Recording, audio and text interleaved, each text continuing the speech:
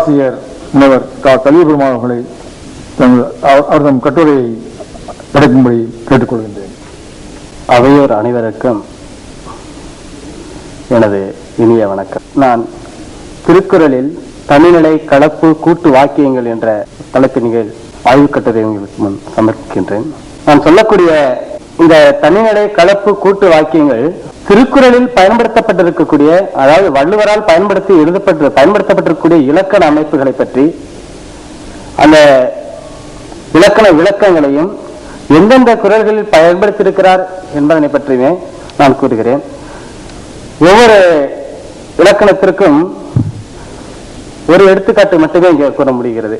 ஏனெனில் அதிகமான எடுத்துக்காட்டுகளை சொன்னால் பக்கங்கள் அதிகரித்துக் கொண்டிருக்கும் காரணத்தினால் ஒவ்வொரு எடுத்துக்காட்டுகளை மட்டுமே இங்கே என்னால் சொல்ல முடியும். நான் முதலில் கட்டுரைக்கு, அதாவது ஆய்வு கட்டுரைக்கு முன்பு சொல்வதற்கு முன்பு நான் ஒன்று சொல்ல விரும்புகிறேன். ஐயா, இந்த சிறிய வயதில் நான் இந்த தொடரில், அதாவது மொழியியல் நோக்கத்திலே நான் இந்த ஆய்வை மேற்கொண்டு வருகிறேன் இதுகாலம் வரை. அதாவது நான் ஆய்வு என்று தொடங்கிய காலம் முதல் நான் இலக்கணத்தின் மொழியியலை தான் தேர்ந்தெடுத்திருக்கின்றேன். அதுவும் குறிப்பாக சிண்டாக்ஸ் என்று சொல்லக்கூடிய தொடரிலே தான் தேர்ந்தெடுத்திருக்கிறேன். உலக பேர் இலக்கியங்களில் குறிப்பிடத்தக்க இடத்தை பெற்று உலக புதைகளுக்கெல்லாம் தன்னுள் அடக்கி தன்னேரில்லா தன்மையாய் திகழும் பழந்தமிழ் நூல்கள் ஒன்றான திருக்குறளில் பயன்படுத்தப்பட்டு இருக்கக்கூடிய வாக்கிய வகைகளுள் தனிநிலை, கலப்பு, கூட்டு வாக்கியங்கள் தனது துணைநிலைகளுடன் எவ்வாறு திருக்குறளின் ஆக்கத்தை தருகின்றன என்பதை பற்றிய செய்தியை இங்கு கட்டுரையாக தரப்படுகிறது. இதில் வாக்கிய வகைகள், இந்த வாக்கிய வகைகள் தனிநிலை வாக்கியம், கூட்டு வாக்கியம், கலப்பு வாக்கியம், கதம்ப வாக்கியம் என்று 4 வகையாக பிரிக்கப்படுகிறது. முதலில் தனி வாக்கியம்.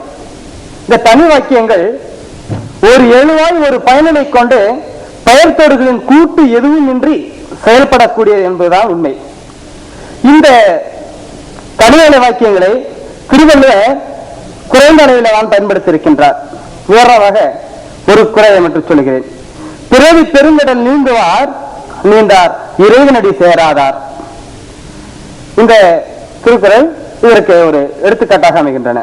அடுத்து கலப்பு வாக்கியங்கள்.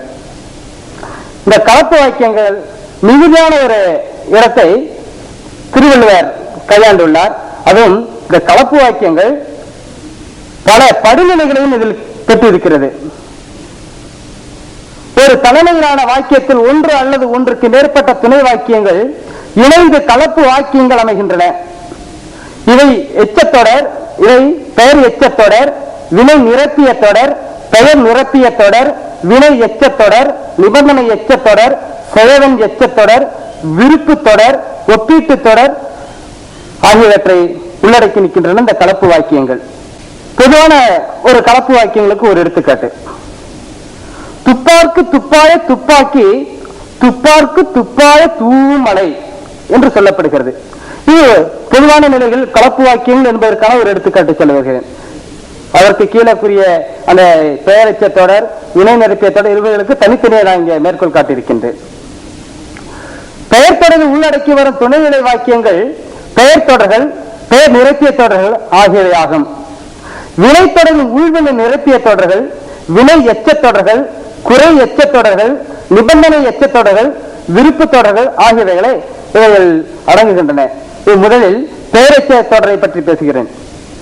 உலகில் பேசப்படும் மொழிகள் அனைத்திலும் பெயர், வினை ஆகிய 2 சொல் வகைகள் உள்ளன. இவற்றுடன் பெயருக்கு அடையாக சில சொற்களையும் தொடர்களையும், வினைக்கு அடையாக சில சொற்களையும் தொடர்களையும் மொழிகள் கொண்டுள்ளன. பெயருக்கு அடையாக வரும் சொற்கள் பெயரடைகள் எனப்படும். உதாரணமாக நல்ல, அழகிய, பெரிய போன்றவைகளை நாம் கூறலாம். பெயருக்கு அடையாக வரும் தொடர்கள் பெயரை தொடர்கள் அல்லது பெயர் எச்ச தொடர்கள் என்றும் அழைக்கப்படுகின்றன. ஒரு மொழி ஒரே வகையான அமைப்பினையும் கொண்டிருக்கலாம், ஒன்றுக்கு மேற்பட்ட அமைப்புகளையும் கொண்டிருக்கலாம். தமிழ் மொழியில் பெயரெச்ச தொடர், இணை தொடர் ஆகிய 2 வகை அமைப்புகள் உள்ளமையை திருக்குறளில் காணப்படுகின்றன. இணை தொடர்பு தொடர்கள் ஒரு சில இடங்களிலும், பெயர் எச்ச தொடர்கள் மிக அதிகமான எண்ணிக்கைகளிலும் குறளில் காணப்படுகின்றன. இதனை தொடர்கள் திருக்குறளில் மிக அரிதாகவே, இணை தொடர்கள் திருக்குறளில் மிக அரிதாகவே உள்ளன. எப்பொருள் யார் யார்வாய் கேட்பினும் அப்பொருள் மெய்ப்பொருள் காண்பதறிவு. இது பெயரெச்ச தொடருக்கு ஒரு உதாரணமாக சொல்லப்பட்டிருக்கிறது.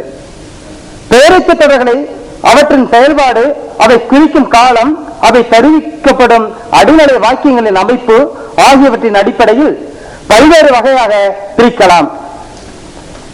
இனச்சுட்டு பெயரெச்சங்கள், இனச்சுட்டுல்லா பெயரெச்சங்கள் என இரு வகையாக பிரிக்கலாம்.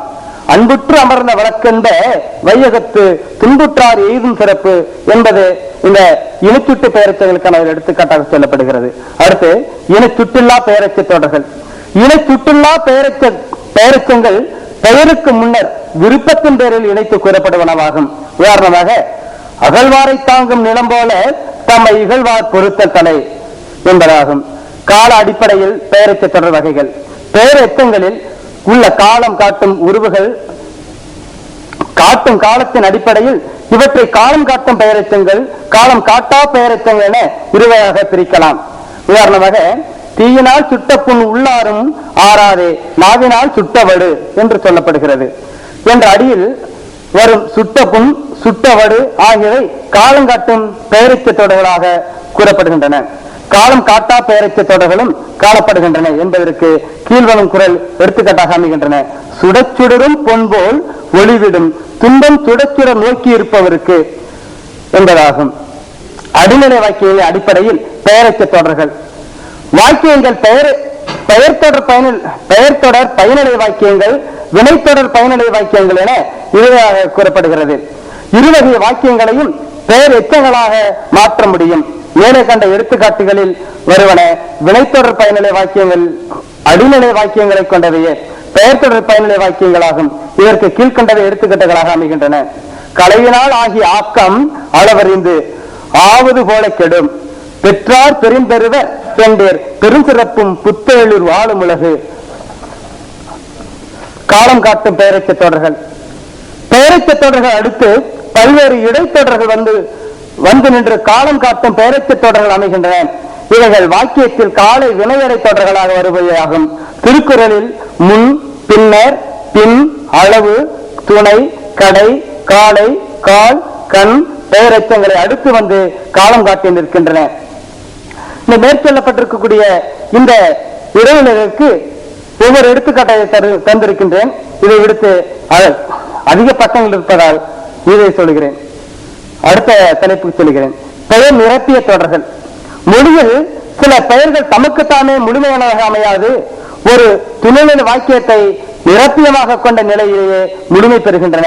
எடுத்துக்காட்டாக, மலை, மரம், புத்தகம் போன்ற பெயர்கள் முழுமையான பெயர்களாக அமைந்திருக்க செய்தி, எண்ணம் போன்ற பெயர்கள் செய்தி என்ன, எண்ணம் என்ன என்று விளக்கும் துணைநிலை வாக்கியங்களை நிரப்பியங்களாக பெற்ற பின்னரே முழுமை பெறுகின்றன.